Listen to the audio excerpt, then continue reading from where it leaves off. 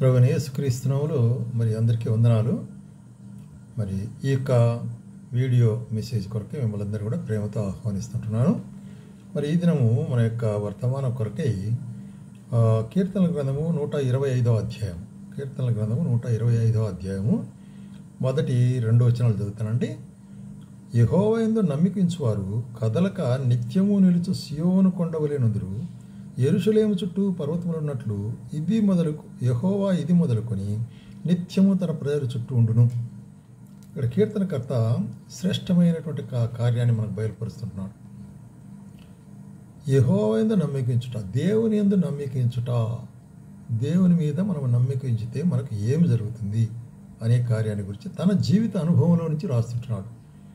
యెహోవా యందు నమ్మికించువారు కదలక నిత్యము నిలుచు సియోను కొండవలే. ఒక పోలిక చెప్తుంటున్నాడు. అంటే జీవితంలో దేవుని మీద నమ్మకం ఉంచి మనం ఉన్నట్లయితే, ఆయనే నమ్ముకున్నట్లయితే ఎట్లా ఉంటామంట, ఒక పర్వతం, ఇక్కడ సియోను కొండ అంటాడు. కొండ, ఈ కొండ మరి కదిలించబడదు. గాలి తుఫాను ఏమొచ్చినా కూడా కొండ కదలదు, ఎందుకంటే అది స్థిరమైంది. అట్లాగే దేవుడు మనల్ని మరి స్థిరపరుస్తాడు అంటాడు.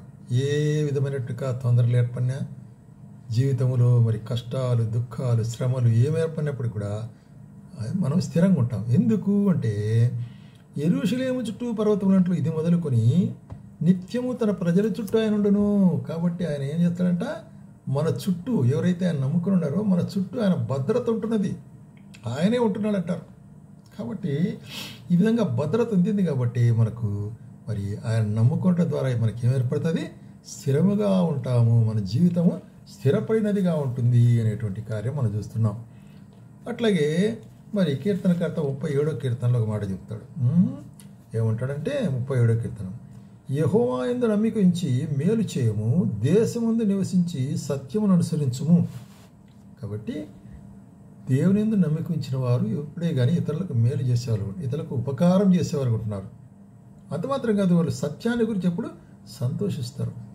అప్పుడు ఆయన ఏం చేస్తాడంట, యెహోవాను బట్టి నీ సంతోషించినట్టయితే ఆయన నీ హృదయవాంఛలను తీర్చును.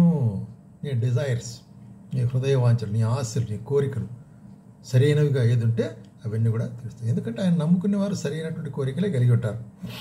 నీ మార్గములు యెహోవాకు అప్పగింపుము, నీవు ఆయన నమ్ముకునుము, ఆయన నీ కార్యములు నెరవేర్చును.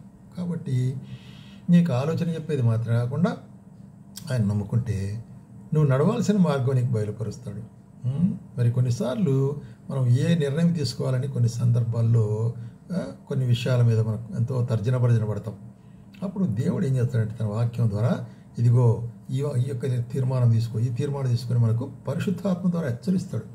కాబట్టి ఆయన మార్గంలో మనం నడిచేవాలనుకుంటున్నాం. అట్లాగే ఎందుకొరకే 118వ కీర్తనలో కూడా ఏమంటాడంటే, మనుషులను నమ్ముకున్నట కంటే యెహోవాను నమ్ముకున్నట మేలు, రాజులను నమ్ముకున్నట కంటే యెహోవాను ఆశ్రయించటం మేలు. కాబట్టి మనుషులను నమ్ముకుంటే కొన్నిసార్లు మనుషులు ఏమంటారు, ఓ నీకు నేనుండాను, పో, నీకేం భయం లేదు, నీకు ఇది చేస్తాను, అది చేస్తాను, సహాయం చేస్తాను, నువ్వు వచ్చేసేయి అంటాడు.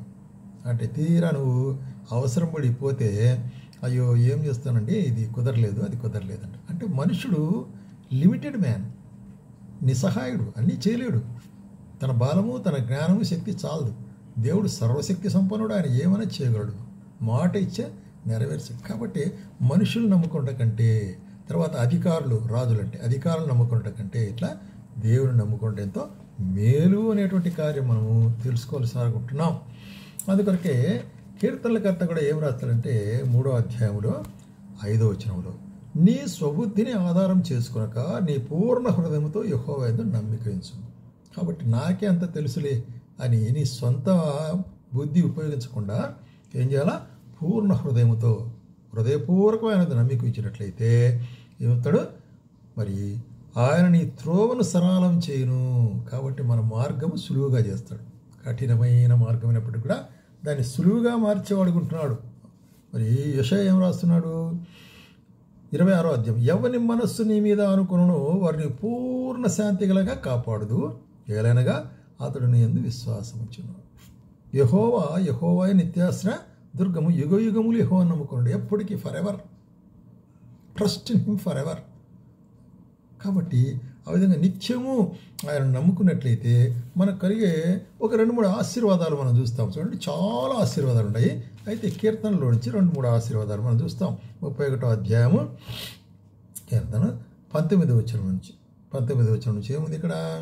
31వ అధ్యాయం 19వ వచనంలో, నీ యందు భయభక్తులు గల వారి నిమిత్తం నీవు దాచించిన మేలు ఎంతో గొప్పది. కాబట్టి మనకు ఆయన దాచించిన మేలు, ఆయనకు భయపడే వారి కొరకై దాచించిన మేలు ఎంతో గొప్పది.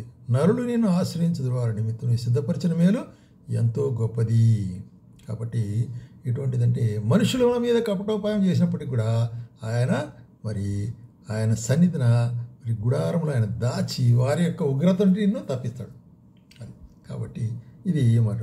రెండవ ఆశీర్వాదంగా మనం చూస్తాం ఇక్కడ 10వ వచనం 32:10 ఏం చూస్తున్నామంటే, భక్తిహీనులకు అనేక వేదనలు కలుగుతున్నవి, యెహోవా యందు నమ్మిక ఉంచు వారిని కృప ఆవరించుతున్నది. కాబట్టి భక్తిహీనులకు అనేక వేదనలు కలుగుతాయి.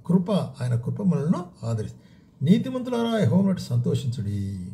కాబట్టి మీరు ఆయన బట్టి సంతోషించుడి అంటాడు. అట్లాగే 37వ అధ్యాయము 25వ వచనంలో 37వ అధ్యాయము 25వ వచనంలో ఏమంటాడు? నేను తన పర్సనల్ ఎక్స్పీరియన్స్, నేను చిన్నవాడనేంటిని ఇప్పుడు ముసలివాడని ఉన్నాను, అయినను నీతిమంతులు విడవబోట కానీ, అంటే ఆయన నమ్ముకున్న వారు విడిచిపెట్టబోట కానీ, వారి సంతానం భిక్షమితుడు కానీ నేను చూచి ఉండలేదు. దినమెల్లా వారు దయాళురై అప్పించువారుగా ఉందరు. కాబట్టి కీడు చేయటం అని మేలు చేయము, అప్పుడు నీవు నిత్యము నిలుచు. కాబట్టి ఆయన నమ్మకించిన వారు నిత్యము నిలిచేటువంటి కొండవలే ఉంటారట, సియోను కొండ. ఎందుకంటే సియోను చుట్టూ పర్వతాలు ఉంటున్నాయట. కాబట్టి అదేవిధంగా ఆయన హస్తాలు మన చుట్టూ పర్వతముల వలె, వలయము వలె మనలను ఆవరించి ఉంటున్నవి. కాబట్టి మనం భద్రతలో ఉంటున్నాం, నిశ్చయతలో ఉంటున్నాం, కదలని స్థితిలో ఉంటున్నాం.